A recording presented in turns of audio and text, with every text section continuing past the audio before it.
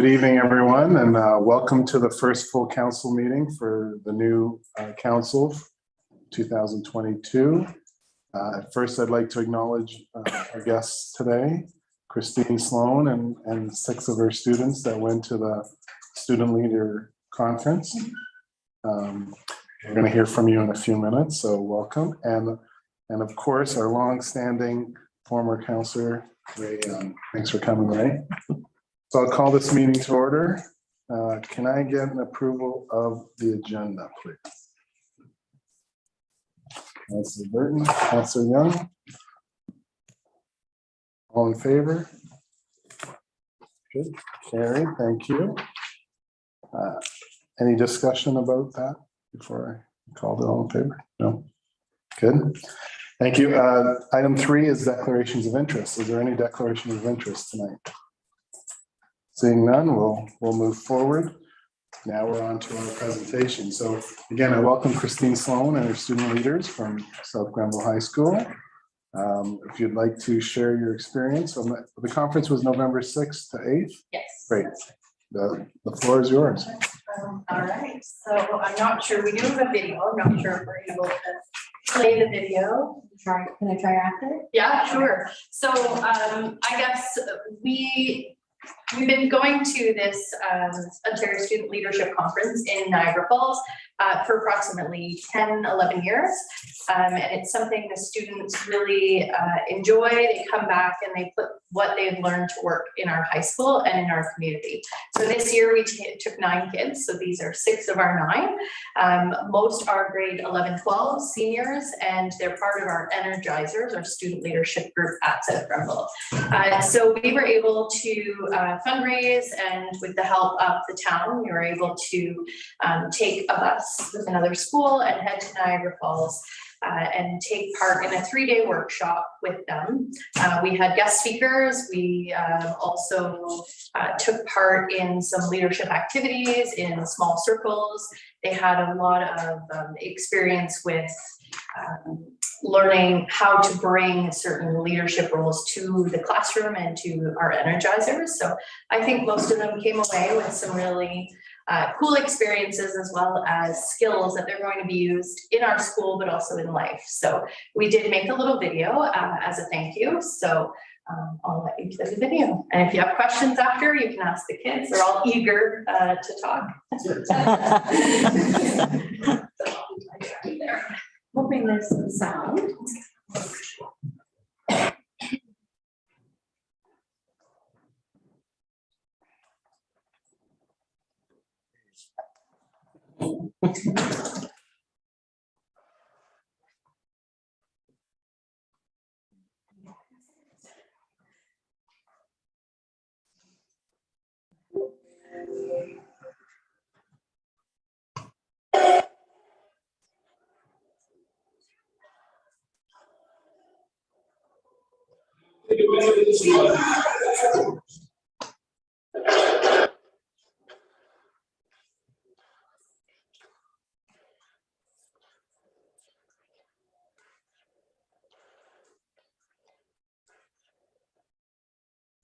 Hi, I'm Mrs. Little. I'm the Ontario Student Leadership Advisor.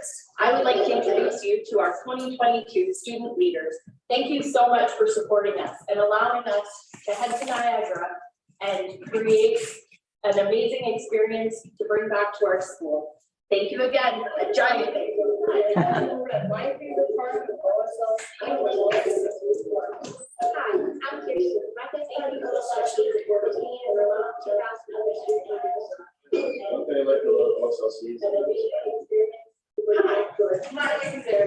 My favorite part of OSL was the energy and just how everyone was so excited for learning each morning. You had a big go. Hi, I'm Marcy, and my favorite thing about OSL is being all the speakers and just how enthusiastic they were about their craft. Hi, my name's Jenna, and my favorite part of OSL was the last impression of inspirational speakers. Sure. My favorite thing about OSLC this year was being all the new people. Also, the guest speakers are cool too. Hi, my name is Sarah, and my favorite part of OSLC was learning that even if we differ, we can with everybody every day. Activities. My name's Lily. thing about OSLC 2022 was the inspiring speakers, the upbeat music and dancing and being in a place from 2019.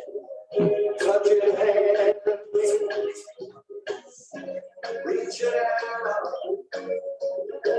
touching me, touching me.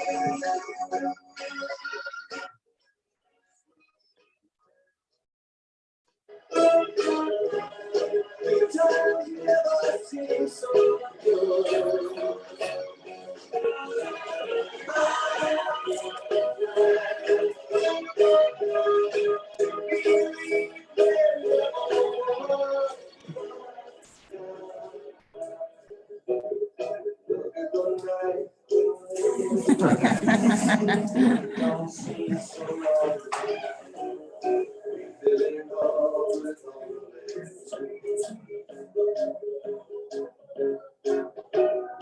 And when I heard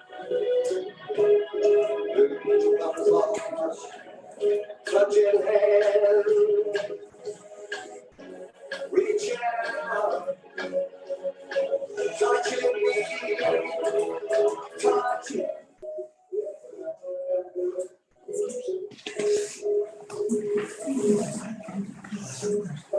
That's great. Yeah, so we just wanted to say thank you for supporting us financially and, you know, morally, I guess. It's something that I think they've come away with. Some of them haven't left this area, so being able to go to Niagara Falls, being in a room with 2,000 people, especially after COVID, I think it's something that they needed, we needed. It's always refreshing and re-energizing. So hopefully they can give back to the community. So if you ever need any of them, we have 9 amazing leaders before they leave this town. So we use them. If you have questions, I'm sure they're all ready to answer them. Did we support you enough that you didn't have to take a school bus to Niagara We Falls? took a coach. Okay. Yes, it's a long drive. Are these all grade 12 students? Grade 11 and 12. No, they're all grade 12s. Yeah. So Okay. the other, we had a grade 11 student. So next year we did open it up to 20 other students. So we have some grade 9s that are very eager to come next year. So they'll be grade 10. So Who was the best guest speaker? Sarah Wells. She was nice. Yeah. Ian Tyson's always amazing. So Oh, great. Any other questions? Yes, Councillor Martin. Thank you, Mayor Shankar. What a wonderful experience to not only have, but to carry on. And what are you doing to promote your experience with other students? well, we part of getting into this group is to join our student council, which is Energizers. So they are going to be planning some events. We have some Christmas events coming. So they need to come to our meetings, which are bi-weekly, and help organize. So we have our Christmas week events. So many of them are going to be doing certain things then. And then in the new year, they will be organizing other events. So, and then we will have a little rally to promote next year's group. They will all be gone. So we really want to push and show their experience. And thank goodness we have social media, because all of them have posted on social media. So the kids, the other students are seeing this, and they are already asking, when do we sign up? When do we do this? So It's fabulous. Thank you. That's good. And just for next year, we do have a community grant program, Yep. which will be coming out in the next month or so. perfect. And we'd be happy to receive the Awesome. application. Just for the new counselors at our table, Christine Sloan's been a big friend to Prescott and with multiple projects from the wings at the marina to the beach to also the Riverwalk pathway. So it works hand in hand, you know. As she works with us, we work with you guys, and looking forward to seeing how the 6 of you move forward in the future and bring good things to Prescott, you know. Thank you for doing that, and we appreciate everything you've done. Definitely.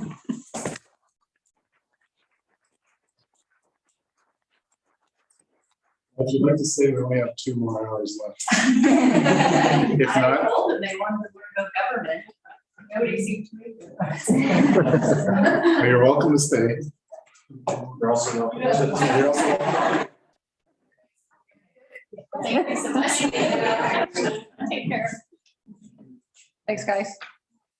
The rest of you guys are doing great. I need a job. Well, I was gonna say, you know, we do hire a lot of students, and I know you do too. I'm sure that'll look good on a resume. Yep. There. All right, that was great. Number 5 is delegations, and there are no delegations this evening. One thing I would say to new counselors, when you get people talking to you on the street, what I tell them is, come provide a delegation. You know, if they want something, you know, bring it to council, and then we can all decide, as opposed to one person at a time. It's just me. All right, moving on then to number 6 is minutes of the previous council meeting from November 7th. Approval of the regular council meetings. The motion reads that the council minutes of November 7, 2022 be accepted as presented. Can I get a mover? Councillor McConnell, and seconded by Councillor Burton. Any discussion? All in favor? Thank you. 6.2, the inaugural meeting minutes from last week. The recommendation is that the inaugural meeting minutes dated November 15th, 2022 be accepted as presented. Can I get a mover? Anyone can move this one. Thank you, Councillor Young. Seconded by Councillor Lockett. Thank you. Any questions about that meeting? No? All in favor? Thank you. Number 7 is communications and petitions. There's nothing under that tonight. So moving on to number 8 is the consent reports. Just so everyone understands that in the consent reports, if you want to get taken out and discussed further, just let us know. So the recommendation is that all items listed under the consent reports section of the agenda be accepted as presented. Is there any of those 3 that you would like to take out, or would we like to move on? Thank you, Mayor Shankar. I think, given the fact that we have a railroad running right through the middle of Prescott, we should have a look at the one in regards to the participation in drains.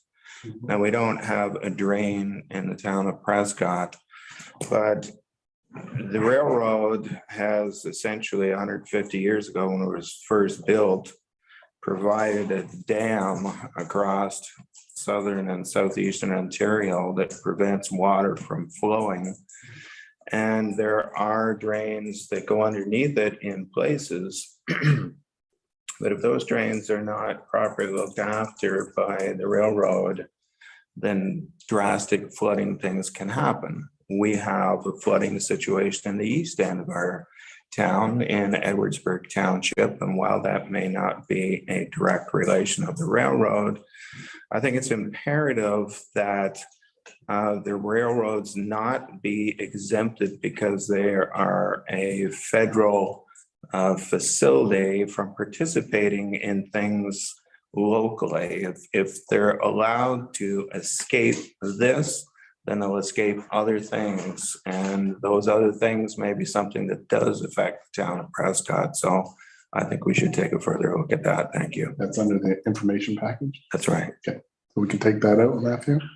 If you'd like, we can bring it back to the next meeting for further discussion. Yep. Is that good with you, Councilor McConnell? Yeah, that's what I was expecting. Thank you. So anyone else? So we'll take 8.1, we'll take that one out.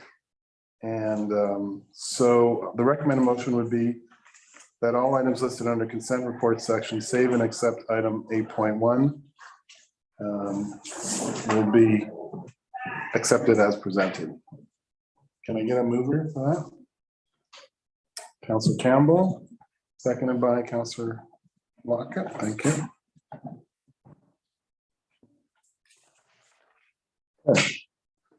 Okay, very good. Moving right along, oh, all in favor, sorry. Carried, thank you. There are no committee reports today.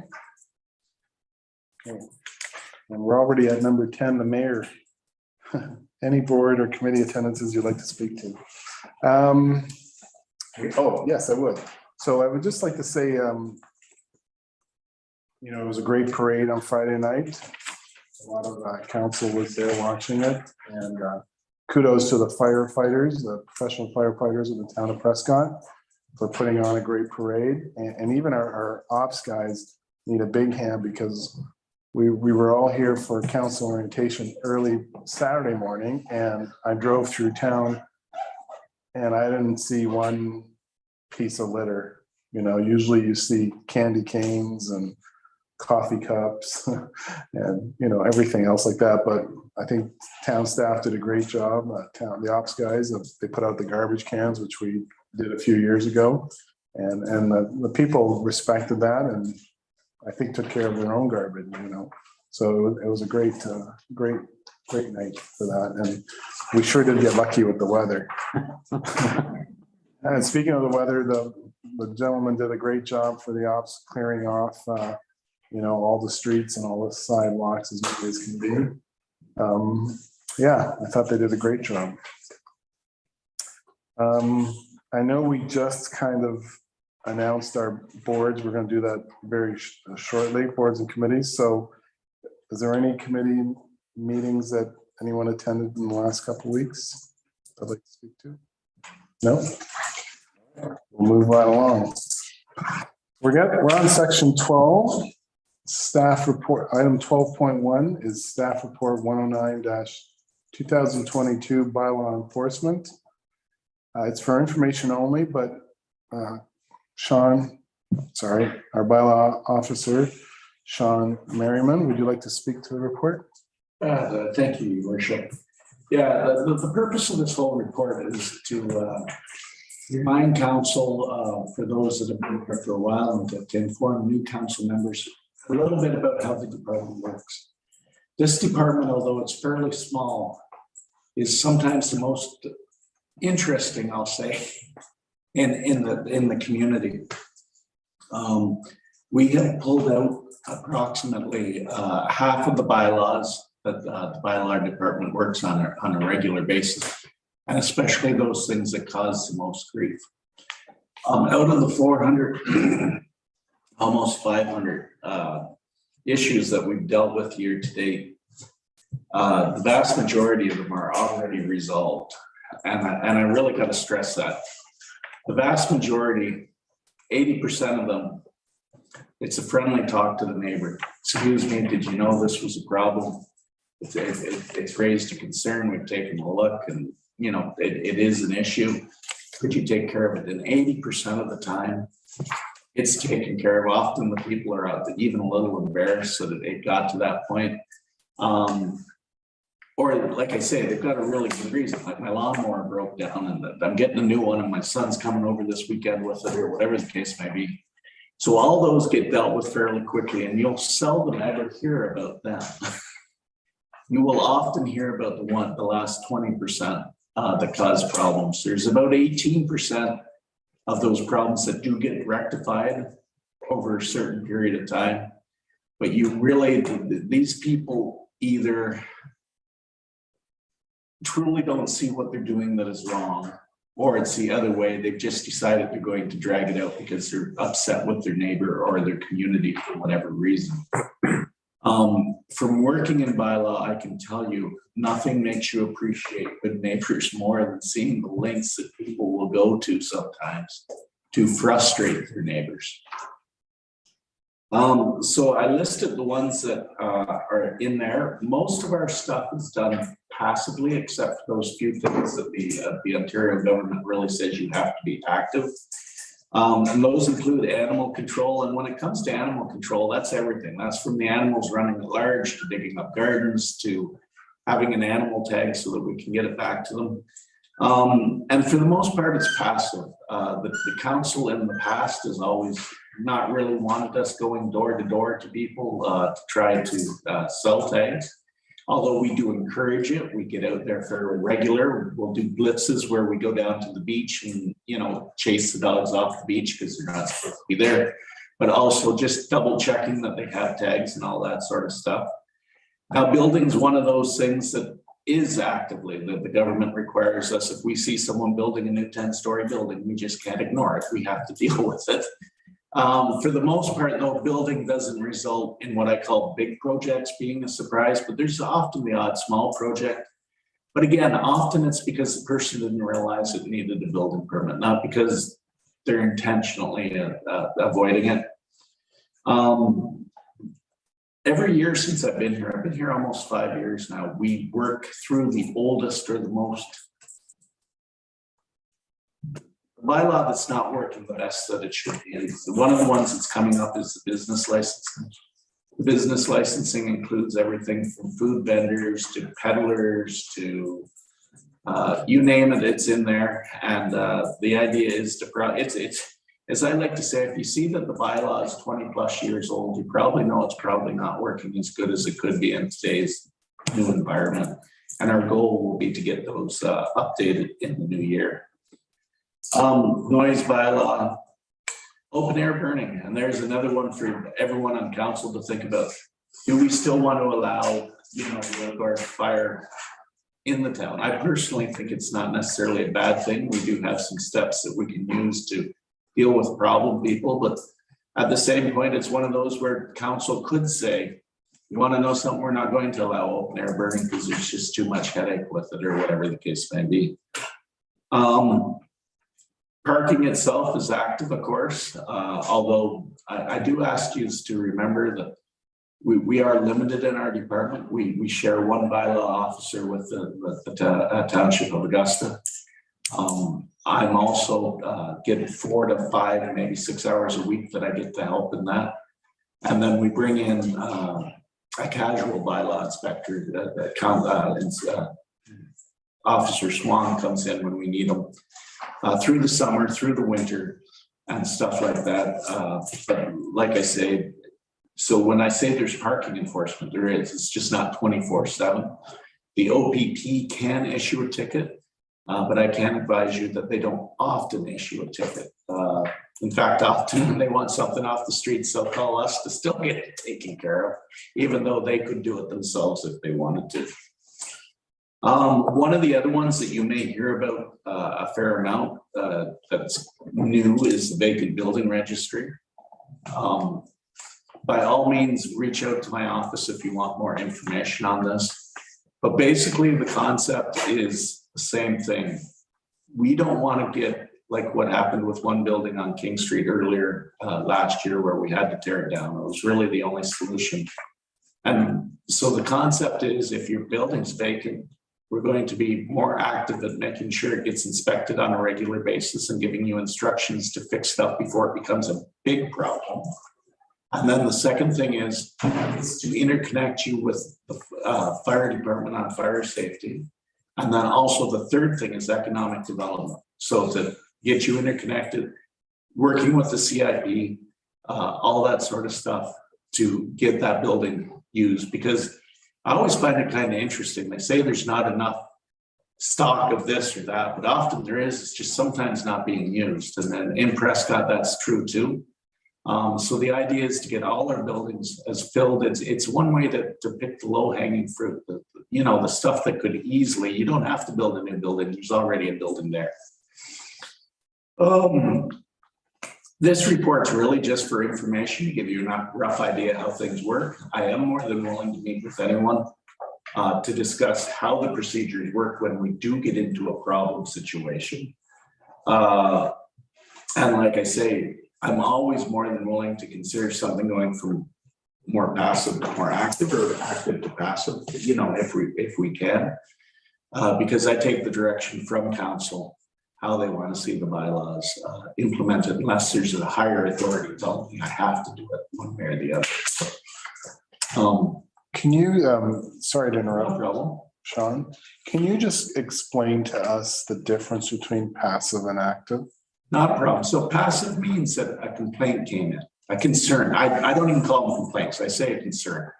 One of the reasons you got to be very careful with your language is if you go to a neighbor and say, I have a complaint, they automatically get very much more defensive, and it doesn't really change anything. It's still just a concern for the most part. Whereas active is just that. If I see it, I must do something about it. So the town has taken the approach in the past, especially as it relates to property standards and a few other of the bylaws, to work on a more passive system as a policy.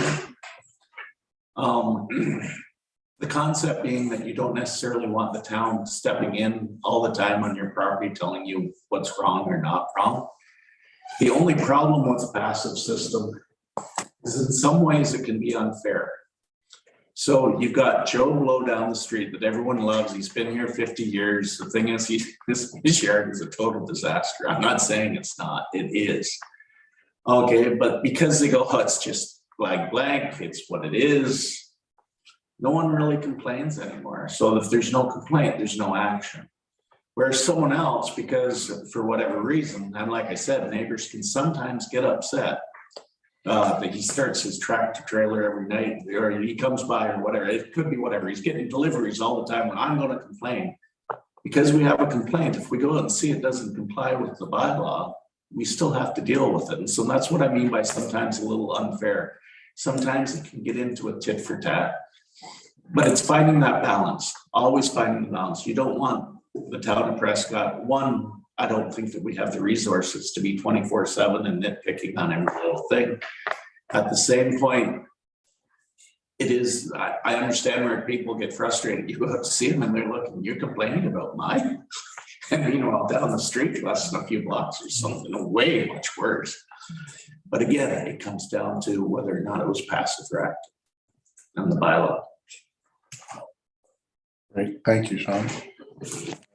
Any questions for Sean? Now's a good time.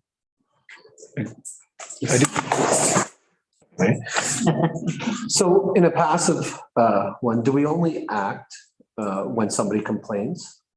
Meaning it's That's all, correct. yeah. That's okay. So it has to be through you, your worship. Yes, that's exactly what it means. Now, don't get me wrong, a concern can come from anyone. It doesn't have to be someone directly beside them. And we do sometimes, I've always had a policy that if a counselor comes to me with concern because there's someone in the neighborhood that doesn't want to put their name on something, that I treat it like any other concern that I get. And I will say this, the person who gave the concern isn't identified unless we end up in court and I'm forced to identify. But at the same point, 9 times out of 10, the person knows where it came from. And even though you haven't said anything, they've got a really good idea where it came from. There's times when I'm not allowed to tell people that I wish I could. The funniest story I ever had was actually when someone put in a pool and the guy that helped him put in the pool came in to complain. And he said, I thought about it and you know what's wrong. He should have got a permit. So I'm like, okay. Well, so I went out and seen the person. The person was convinced it was his neighbor. Well, it's got to be the neighbor. Because this guy was drinking, it's my brother-in-law, he was in, this guy helped me put it in, so there's no way, it's got to be this neighbor. I'm like, oh, no, it's not. so yeah. Go ahead. So it's never town employees driving by, seeing an unkept property or something like that that can trigger a response from bylaw. Again, not unless it comes in as a full concern. So if operations seen something that say the hedge was growing so bad that sight lines, they would give me the complaint, but it's because they have a valid reason for the complaint. But in general, no, it tends to come from the public at large. So just one more, I apologize for a little bit of time here. What qualifies as a vacant building downtown? So would that be just the storefront? Well, actually, it can apply anywhere through your worship. It can actually apply anywhere. I would encourage you to go on the website and read the vacant building registry bylaw. If you go to the town hall and move over to the side, you'll see bylaws come up, the most common ones. And that's in there. But in the end, it's an appearance at a building or a suite in the building has been vacant for more than 6 months. There's no active building permit on it. And like I said, they get notified by letter. Yeah, I mean, technically they're supposed to notify us, but when they don't notify us, we send them a letter advising them they have to have the inspection. We do the inspection, and like I said, there's a lot of ways you can come off that list. And that's why it's tough for me to give you an easy answer, because there's certain things, like if you're renovating or if you're reconstructing, these things all take it off the list until the construction's done. At the same point, it also helps economic development, because we can give them a list. I went and seen one the other day that's perfectly ready to be rented, and they're ready to rent it. And so they're reaching out and they're trying to work with each other. And like I say, we broke it down so that you do it every 6 months so that you're not stuck on the hook for the whole thing. And like I say, it's not a whole lot of money. It actually costs the town a small bit of money to do it, not a whole lot, but a small amount. Because like I said, the concept is it was never about making money for the town. It was about making sure that the town's buildings were full, or as full as they can be. So. Thank you. Yes, Councillor Campbell. Through you. For the open air, normally we think the fires, we think of just pits, people sitting out at night burning wood. But if the bylaw officer noticed someone burning garbage, black smoke, plastics, would that be something that you would stop, or would somebody have to alert you to that? Through your worship. Yeah, certainly. If we notice it, like I said, if it becomes life safety and we see black smoke just rolling down the street, we would certainly stop. Usually when those complaints come in, it's usually 9 o'clock at night. We have to get someone in to see it and stuff like that. And often it's done. Usually we deal with it after. If we have a person, like I said, if we have a person that's given a concern, we'll say to them, hey, any chance you could take a couple pictures for us, whatever, and we'll deal with it the next day. Because I've yet to be at an open, I've only been at about 5 to 10 open air burns a year that have a concern. About half of them go, oh, I didn't know I couldn't burn garbage, and they stop, and that's fine. And then the other half are like, no, I wasn't burning any garbage. Like I said, it becomes down to trying to prove it and stuff like that. And that's part of why I said it's one of those things you could decide. You want to know something? No, because there's just no open air burning at all. But yeah, in that bylaw is everything, how much clearance you need around the pit, what combustibles, what you're allowed to burn. And anyone can lose their privilege to an open air burn with a letter from the bylaw officer simply stating that you're deemed to have lost your privileges. Then at that point, we send the fire trucks, and it really gets expensive. Very good. Thank you, Councillor Campbell. I just wanted to point out that, so for example, our parking bylaw is active. With the winter parking, I know you and I talked last week that usually at this time of year, we don't have 2 feet of snow, and we can kind of remind residents not to park on the street, and we give them, I think we put a little card on their cars now, right? Saying, you shouldn't park here. And most people say, well, there's no snow. And then boom, next thing you know, we have 2 feet of snow. So that's something that we're doing already. But I mean, this will be a discussion that we can have as well about, if we want to have a more active bylaw for any of these different bylaws, they're going to need help. So whether that's hiring another bylaw officer or sharing a bylaw officer with a neighboring municipality, that's one way of doing it, and that will become a council decision. Correct. Okay. Any other discussion on that? Nathan, you keep doing that. I keep thinking you got a question. All right, so that was just for information only, so we'll just move along then. Next report is staff report 110-2022-2023 operational and project budget process. The motion is that council approve the 2023 operational and project budget process as outlined in the report. Mr. Armstrong, I believe this is your report. Do you want to move her in seconder first? Yeah, we can do that. Councilor Burton and anyone? Councilor Campbell. Click on the draw. Okay. Thank you very much, Mr. Mayor. So each year, we go through the budgeting process. And for us, we split it down into two streams. One is the operational budget or our day-to-day expenses. And the second is kind of our projects budget. So what are the special things that we want to do over and above our day-to-day on a yearly basis? And what I put in front of you this evening and what we've developed over the last couple of years is kind of breaking it down into smaller chunks. There's some municipalities that will put themselves in a room for a day and a half and just go over the entire budget.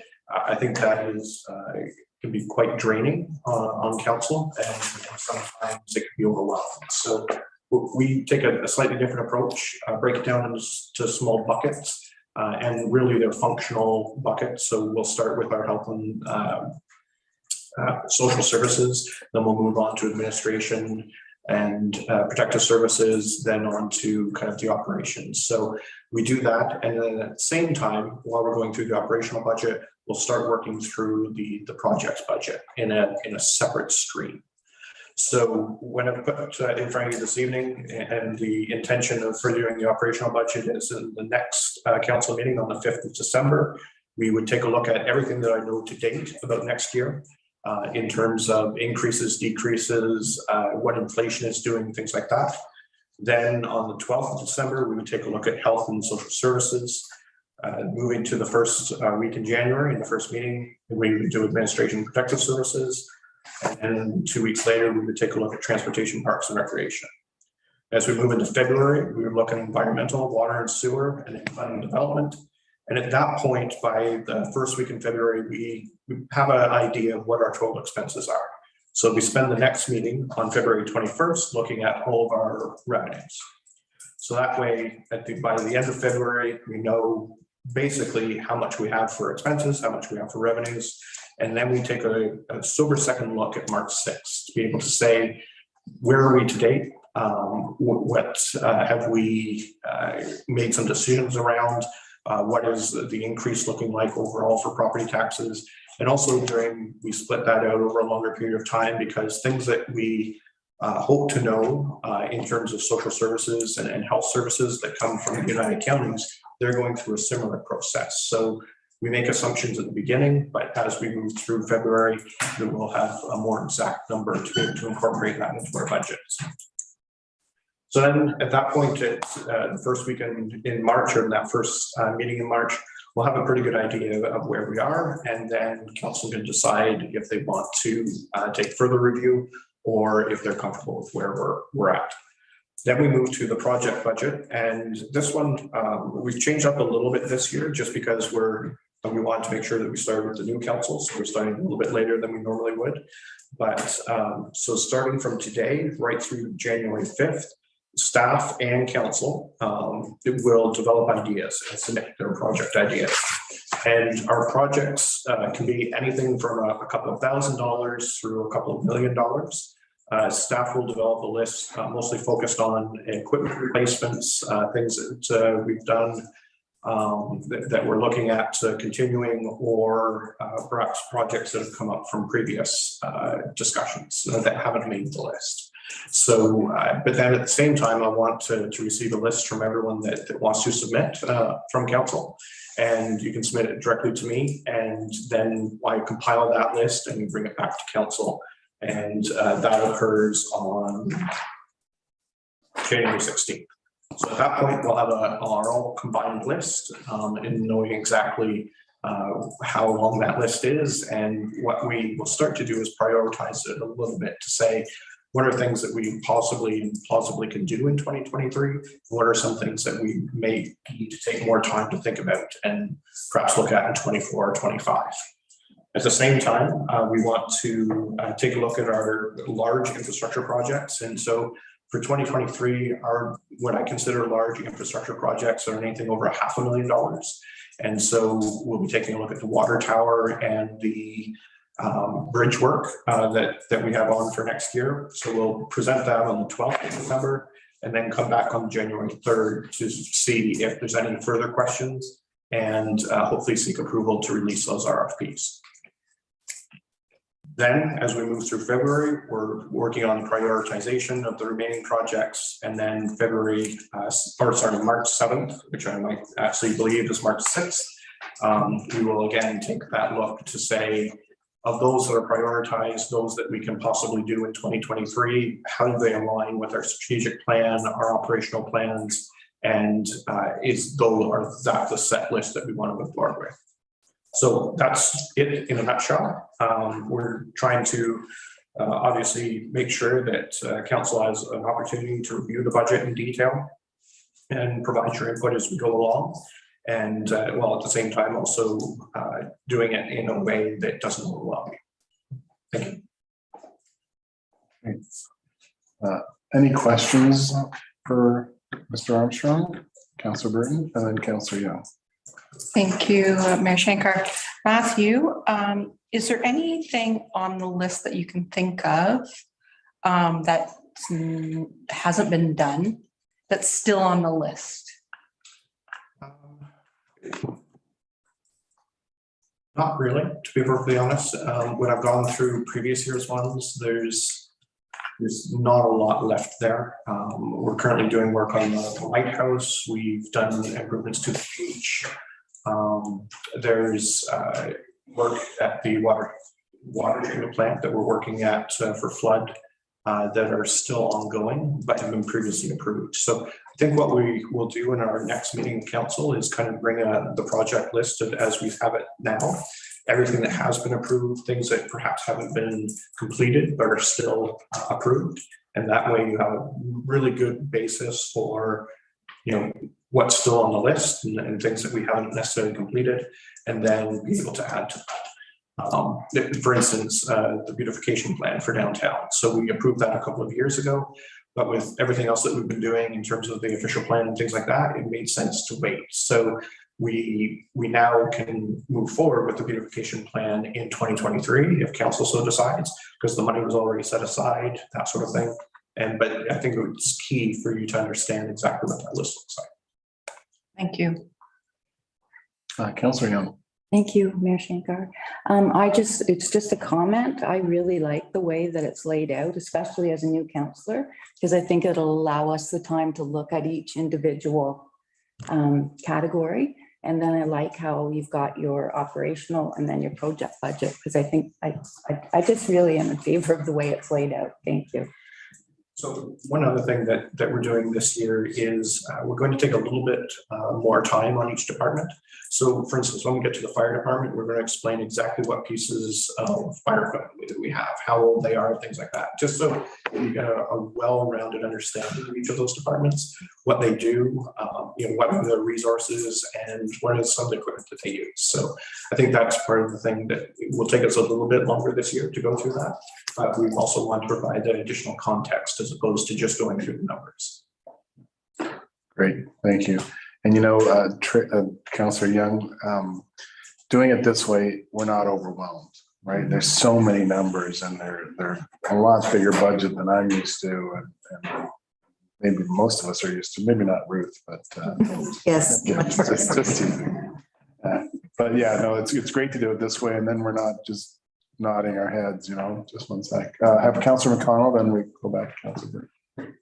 Thank you, Mayor Shankar. The suggestion, actually, given the fact that we do have so many new people here, I think looking at what people might want for projects, or maybe they don't have any idea for projects because they don't know what we have. I think a facilities tour for everybody as soon as possible, even before we start this process, or at least before the January deadline here, would be in order. I would strongly suggest that. I know we did it, can't remember, we did it last term. We didn't do it my first term, and it left me at a bit of a disadvantage because I really wasn't sure some of these things that we were talking about, what was really there. So we do have a lot of buildings, and they're involved, and I think it would be a really good idea if everybody got a tour of them all. So I think we can absolutely arrange a town hall in the operations building between now and Christmas. The plan was to do the water treatment plant in January because there is a large capital project that's going to be on the list of a change in the process. And we thought it would be a great opportunity to see what that change in process would be. Wastewater treatment plant can be pretty cold in the winter, but we can arrange it. And so kind of hoping to get everything kind of done and through by February timeframe, if that's agreeable to council. It's a good idea. We've talked about that because I didn't get to do that. And, you know, it's hard to talk about something if you haven't even seen it or looked at it, so. Also working on a list that I'll send you hopefully by the end of this week or by the end of next week is just kind of a listing of every single piece of property that we own in town. And actually it was Councillor Kirkby that requested that. So just kind of a list and a little bit of a map to show you exactly what the town owns and what it's used for. Great. Any other questions from Mr. Armstrong? No? So we have the motion on the table. Can we all in favor? Carried. Thank you.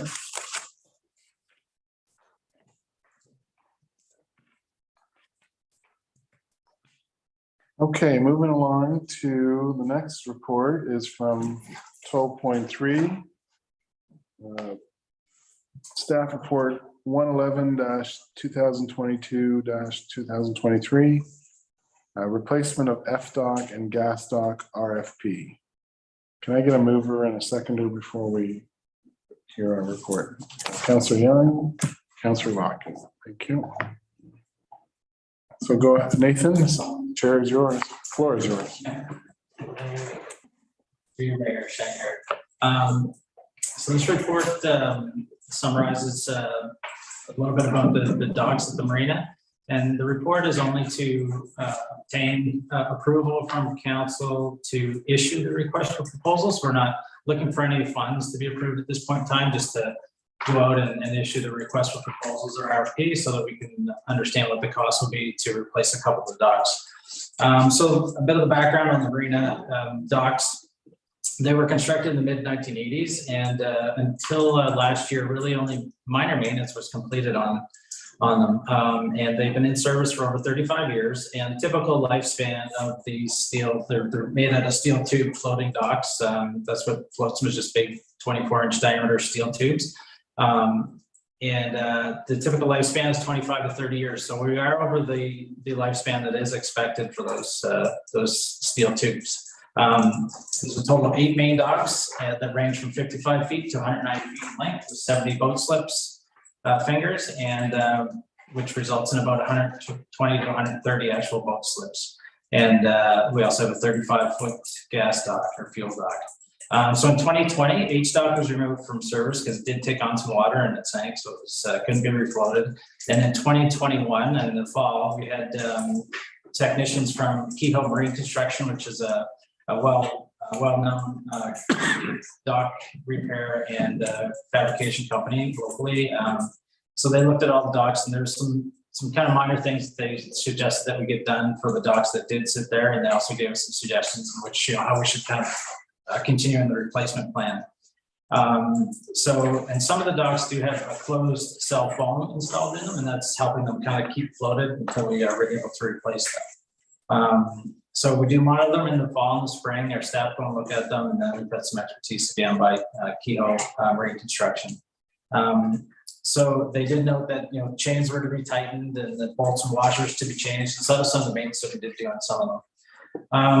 So the dock evaluations, they recommended again that H, of course, because it was gone, had to be replaced, and G dock was the next one. So that was those were replaced last year. They were also accompanied with several seated ports, and then also the kayak dock. And we also extended H dock almost double the length. So it was a big upgrade for the docks at the marina. So F dock and the fuel dock were the next ones to be identified to be replaced in 2023. F dock again is 165 feet in length with 14 fingers that can have a total of 26 boats. And it includes water and electrical services as well. And the fuel dock is 36 feet in length and allows for the refueling of boats and also pump out boats as well. So some of the design parameters that that we would suggest to go with unpainted steel for the tubes and go with the extra wall thickness. So the typical, if you do get painted tubing, the wall thickness is 3/16. And Kehoe suggested that the paint, typically will come off, 5 to 10 years, and then you're left with 3/16 of the wall. And that's where the pitting occurs over time from the surface of the water, just eroding it away. So they said you're better off to go with the 1/4 inch steel and it'll last longer. And it does rust and kind of looks a little different than a nice painted, but again, they all kind of look rusty and unpainted over time anyway. So that was their technical suggestion. And we also did go through, as per council's request, what other decking or what other materials could we use to put the decks together and the docks. So composite decking was presented, but there's kind of safety issues with slipping. There's also a greater cost to the composite decking, and then they can fade over time. So if you go to replace one 5 years from now, it might not match the color. And then I think you'd run into some maintenance issues going to replace them in the future. So I think that you're also going to see a bit of a more of a spread in cost as wood pricing has come down over the last year. So we would recommend that wood pressure treated decking would be the best option at this time for the design parameters for F dock and fuel dock, and we would allow the vendors or whoever submits in the RFP to put in alternates if they wanted to. So we would look to issue the request for proposals in December, and then the goal would be to have the docks in place before Victoria Day, as the marina opens at that time. And then the intention going forward would be to continue to replace, because all the docks are kind of out of past their lifespan, is to continue to replace them up until 2027. So there's a list there that just continues to go through the replacement plan over the next 4 years. I guess 5 fiscal years, and council could ultimately decide not to proceed with the request for proposals or change the recommendations as they see fit. And some of the financial side of this is that at the beginning of 2022, the Marine Reserve had a balance of 182,760, and the contribution from the reserve in 2022 is another almost 80,000. So there's 262,000 in the budget available. The replacement of H dock, again, which was almost 2 times extended from what it was originally, and also G dock at 95 feet was 255,000. That included again the replacements that I mentioned of the Sea-Doo docks, the Sea-Doo ports, and the kayak launch dock. And there's 50,000 from the dedicated infrastructure reserve that was used to support the replacement, leaving an estimated 56,605 in the reserve at the end of 2022. So overall, the 2023 budget would have another 79,000, almost 80,000, bringing the balance to 136 for 2023. And then we could use, we're estimating that the dock pricing will come in around 150,000 to 225,000. Ideally, it'll come in a little bit lower than maybe last year's pricing. I think wood has come down, but I think steel has maybe gone up, so it may balance out. But anyway, the funds would be there to cover the cost of the new docks if council was to continue to go forward. And then some environmental implications is that if the docks sink, they're difficult to retrieve. It's costly to get them out of the marina, and it does disturb the basin of the marina. So we ideally wouldn't want to keep them in there longer than we need to in case they do sink. That's it. Thank you. Great. Thank you, Richard. Okay, does anyone have any questions for? Yes, Councillor Campbell. Through you. What would your timing be on the RFP then? Like December, you get into Christmas, and I would just hope that we would give enough companies an opportunity to bid on the thing. Yeah, through Mayor Shanker. Yeah, you generally a reasonable time frame. We'd also have offer a site meeting as well, so that any potential bidders could come and look at the docks, and I can answer any questions that they might have on the technical side of things. Yeah, we probably runs about a 4 to 6 week process, and that's generally comfortable for vendors to bid on. So what would be your deadline then for there? So if we get out December, it would be like mid to end of January. When the proposal. And then how do you advertise that this is available? Okay, so that would go through, I think we have a couple options online that we can go through, so we have, I forget what they're called now. So there's Mercs and Bidingo that we use on a regular basis. Bidingo tends to be a little bit more, plus we also put it on our own website. And we send it to anyone that had previously submitted an application or a tender. If I may, did we have many tenders for the last project? We received 3, I believe, yeah. Okay, good. And one thing that people maybe are not aware, even at home, is I remember going to a meeting 4 years ago, and our marina was costing us money. Like, I think it was $80,000 in the hole. And we've had some really good, not that we didn't, but we've had some really good harbor masters the last few years. We've taken advantage, not put a 14-foot boat in a 25-foot slip because that's their favorite spot. 30-foot boat on a 25-foot slip because you pay by the foot. So now we're ahead, or I mean, if we're putting 80,000 into reserve. So we are balanced with including putting the 80,000. So we've done very well, and like anything, like I know that the Sea-Doos were very popular this year, and everyone that had a Sea-Doo there was like, oh, we could probably put 10 more of these. So, you got to go with the flow. That's what people like. That's what we'll provide, right? Councillor McConnell. Thank you, Mayor Shankar. Replacing the docks is not just a matter of replacing the tubes and the woods, or the wood rather. Most of the docks have electrical stanchions or whatever you want to call them. When we get a quote for replacing H dock, G dock, whatever, does that include removing that, putting it back, or is that all new electric? Yeah, through your Mayor Shankar, that would also include replacing the pedestals, the electrical pedestals. In this case, we wouldn't replace the wire for many of them. We may replace the wire for one of them at the end if we upgrade that one from a 30 amp to a 50 amp. And then water lines probably are fine. I don't think we need to replace those. We just pull them out and then reinsert them. But the electrical stanchions themselves, they're all new then. Okay, thank you. Any other questions for Nathan? So we have a motion on the table to carry on with this and put an RFP out. No other questions. I'll call the vote. All in favor? Carried. Thank you. Thank you, Nathan.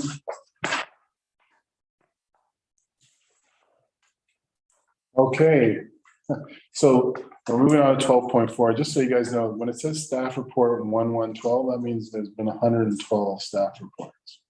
I learned that about 2 years in. So you're way ahead. And just so you know, we're not going for records. No, we're not. It seems to be that we reach the record every year, so. That's per year. That's for this year, yes. Okay, so 12.4 staff report 112-2022, casual/contract billing officials bylaw appointment. This is for information only, but Mr. Merriman, would you like to speak to this report? Through you, your worship. Yeah. The whole purpose of this report is one of the main things that council must do is make sure that we have adequate building officials appointed to the town of Prescott as required by the Ontario government. Being a smaller department, meaning that it's really just me down there still. Should anything happen to me, no matter how you look at it, you need help. So we band together with our local communities. The every few years, we take a look at the bylaw because it's a requirement that they get appointed by bylaw in order to cover the liability issues of the thing. So these people are all people that are in the area and in the region. To give you an idea, Augusta and Dave Marcel, who's the designer, did a lot of the coverage for us this year when needed, but you never know for sure who's available because they all have full-time jobs and stuff like this. So we try to make sure we have lots of people appointed. Two of the people that were on the list from 2019, one person retired, the other person went to the city of Ottawa. He worked in Edwardsburg Cardinal, but a little bit far for him to come all the way down to do an inspection now. So all the people that we've asked on this list are actually working in the area. To give you an idea, really the last 2 years, I gave an awful lot of help to Maricville Wolford when their building official retired and they could not get anyone immediately to fill the position. They now have 2 building officials up there. And that's what we do. We help each other out until it's done so that we don't end up looking at a solution like maybe making it a county-wide building official thing. Because right now we get better service in Prescott because I'm here in Prescott, and this is to make sure that we can keep giving the service that's needed. As you'll notice, out of all the people, some of them are designated as being able to fill in under the chief building official. That has to do with their qualifications. A couple of the people are only as inspectors only, but again, as casual as needed. So we may not use them at all. Then again, we may use them for a week or so when needed. So, and the other nice thing, most of the people now, I'll use in the same software system that we're using. Means that they know what's happening when they come in. So it works all the way around. And I have a question. Augusta uses the same software. Does Edwardsburg Cardinal? Oh, good. And so does Maricville Wolford. Good. And the 2 other do not, but they have used it in the past. So again, people that the one is from the city of Rockville, the other one is from our neighbor just a little further to the east, except Dundas. Great. Does anyone have a question for Mr. Merriman? Councillor Campbell? Through you. Casual / contract, is there a difference between the two?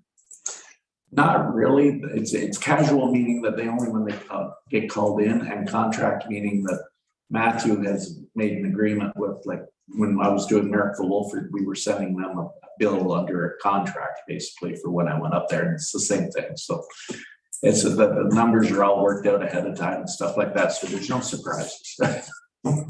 So contract doesn't mean that someone's sitting, waiting for a phone call and getting paid for that. Most of them prefer that we don't call. They're busy enough. Thank you. Thank you. Anyone else? So that's for information only. We don't need to move it or second it.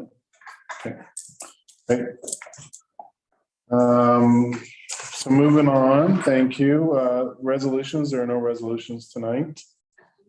Oh, sorry. Sorry, I wasn't sure if based on the discussion that came in the consent reports, if you wanted to move staff direction motion for the, for staff to bring back information on the Township of Warwick's resolution that Councilor McConnell brought up. Yeah. If you guys, I do have the draft. Sure. Thank you. So the motion reads that staff be directed to bring back more information on item 8.1 in brackets 4, Township of Warwick Resolution RECN Railway Contribution Requirements under the Drainage Act and impacts on municipal drain infrastructure. Moved by Councilor McConnell, seconded by Councilor Kirkby. No other discussions worthy in this? We're all in favor? Thank you. Okay, so we're moving on to 14, which is bylaws. 14.1 is chief building official alternatives. Motion that the bylaw 49-2022 being a bylaw to amend bylaw number 26-2019, being a bylaw to appoint building inspectors for the corporation of the town of Prescott, in brackets, contract/casual, be read and passed, signed by the mayor and clerk, and sealed by the seal of the corporation. All in favor? Sorry, mover and seconder? Yeah, sorry. Councillor Burton moves it, seconded by Councillor Kirkby. Great. Any discussion on that? I think you just had that presentation. All in favor? Great, thank you. Oh, getting better. Okay, 14.2. 14.2 is the council appointments for 2023. Oh, it's 2022/23, starting now. That bylaw 50-2022 being a bylaw to appoint members of council to boards and commissions, to appoint members of council to the committees of council, and the appointments of deputy mayor for the year 2022 and 23 be read and passed, signed by the mayor and clerk, and sealed by the seal of the corporation. Can I get a mover for that, please? Councillor Lockett, seconded by Councillor Young. Thank you. Any discussion on that? Yes, Matthew. So we do want to note that we will be bringing back a report to pass a resolution for the alternates for each of these committees. So once we've identified who the alternates are, we'll come back, but this allows us to move forward with the primaries for each one. Great.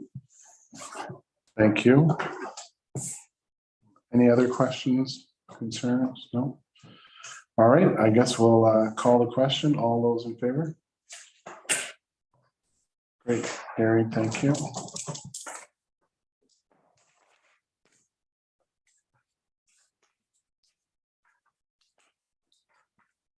Moving on to 15 new business. Is there anything under new business?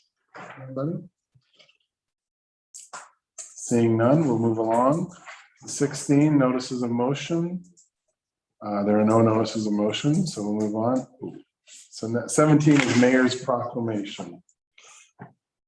Item 17.1 is a proclamation for Founder's Day taking place on December 4th. Anyone want to read this, Justin? No, I'm good, thank you. Right? Okay. Make sure I brought my glasses. I brought 2 pairs of glasses. I'm going to leave one here, so I'm good. So proclamation for December 4th, 2022, annual Founder's Day. Whereas 287 years ago on December 4th, 1735, you remember that day? Colonel Edward Jessup, the founder of the town of Prescott. Oh, Ray, that's why Ray said it. Thanks, Ray. Sorry. Jessup was born in Stamford, Connecticut, but his family migrated to Upper New York. When the War of Independence broke out in 1775 between the 13 colonies in Great Britain, Jessup and his family sided with the British. The fortunes of war drove Edward Jessup and his family to what became Upper Canada, where he settled in Augusta Township in 1784. And whereas as a loyalist, Jessup was granted 1,200 acres of land in what is now called Prescott. He established his farm on the land and later in 1810 laid out the streets of Prescott. He named the town after General Robert Prescott, Governor of Canada from 1796 to 1799. In 1812, at the outbreak of war between Great Britain and the United States, the eastern portion of Jessup's farm was requisitioned by the British to build Fort Wellington. The town, however, prospered and grew quickly to become an important link between Montreal and Kingston on the St. Lawrence River. And whereas Edward Jessup lived long enough to see both Prescott and Fort Wellington begin to develop, he died in 1816, and his daughter-in-law, Susanna Jessup, a young widow, carried on the family business of selling town lots to support her large family. One of her sons, Hamilton Dibble Jessup, a physician and public figure, carried on after his mother's death, greatly expanding the town to the west on land his mother had inherited from her father, Simeon Colville, another loyalist. Present day Prescott consists of the Jessup and Colville lands, and whereas Founder's Day was established on November 23rd, 2015, to remind us all of our early history and shared heritage. And whereas a special exhibit will be on display at the Forwarders Museum to celebrate Founders Day on December 4th in honor and remembrance of Prescott's founder, Colonel Edward Jessup. Therefore, I, Gauri Shankar, Mayor of the Town of Prescott, do hereby proclaim December 4th, 2022 as Founders Day in the Town of Prescott. Dated this day, 21st of November, 2022. Good job. Thank you. I see Fraser's hand and. No, do I? Thank you, Fraser. Ray, you don't work for the Recording Times now? Oh.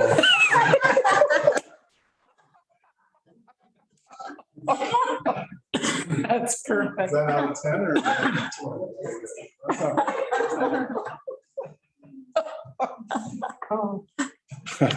So number 19 is closed session. We're gonna need a motion here. That council move into closed session at 7:15. Oh, Make a motion. thank you. Motion by Councillor Lockett,